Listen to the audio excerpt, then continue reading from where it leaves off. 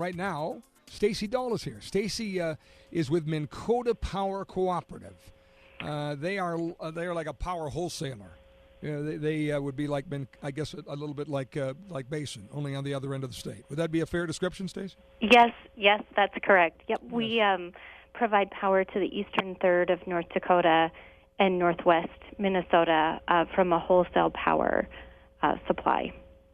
Appreciate you joining us today on the program. You're part of the team, I understand, working on Project Tundra, which is a technology that we've explained to our audience before. We always appreciate learning a little bit about what is happening. Tell us a little bit about what your work is on this and what most excites you about Project Tundra. Sure. Well, thank you, and thank you for the opportunity to be with you this afternoon and all of your audience. So Project Tundra is a partnership between Elite Clean Energy, based in Duluth, and Minn Kota Power Cooperative.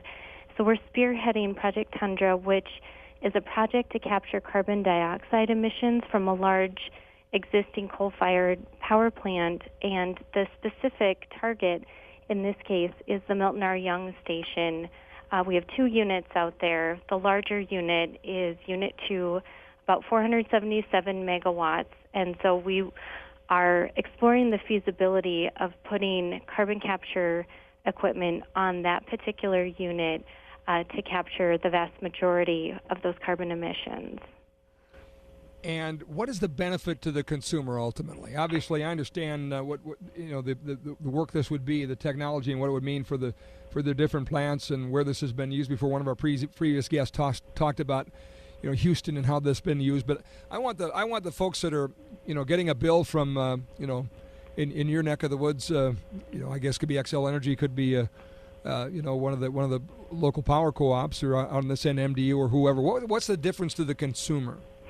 Yeah, I think so. As a nonprofit electric cooperative, our mission, our sole mission, is to provide the lowest cost affordable energy. So we're not going to engage in any projects that don't make sense for our membership or that would unnecessarily increase costs. That's why we're evaluating the feasibility of this project. But when you look at the broader resource of coal-based energy, this is a really important resource to our industry. And we have a lot of different resources. We have coal, we have wind, we have hydro on our system. But when you look at the benefits of using coal long-term, it's a very stable fuel supply option, and we want to make sure that it continues to be an option going forward.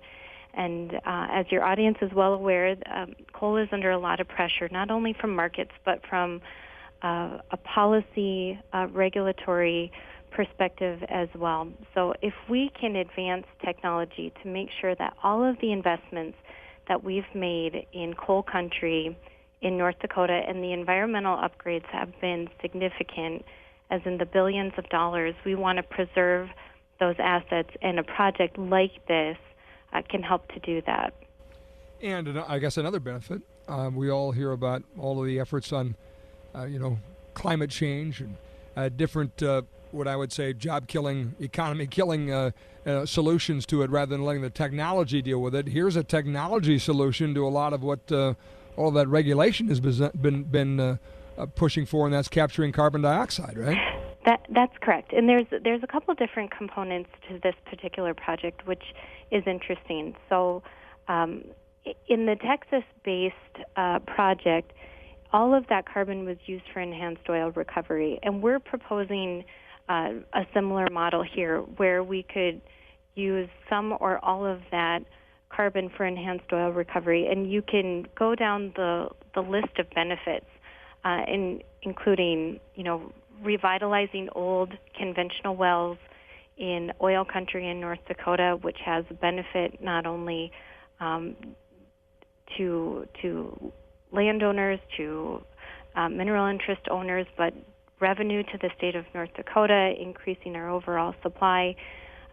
So there's a significant benefit there. But we're also exploring a component with EERC to look at permanent geologic sequestration. And so EERC has embarked on a project called Carbon Safe to explore that geology near the Milton R. Young station that we could look at to permanently store this carbon. And so even though we have, with an administration change, we have perhaps some more space to breathe from the regulatory onslaught, we still think that we're going to have to innovate our way through this carbon emission issue.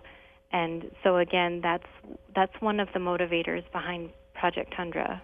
Fascinating. Well, thanks for the update on it. Keep plugging and look forward to following the progress on the program here and other places very much. So Stacey Dahl, Manager of External Affairs for Minn Kota Power Cooperative out of Grand Forks, thank you.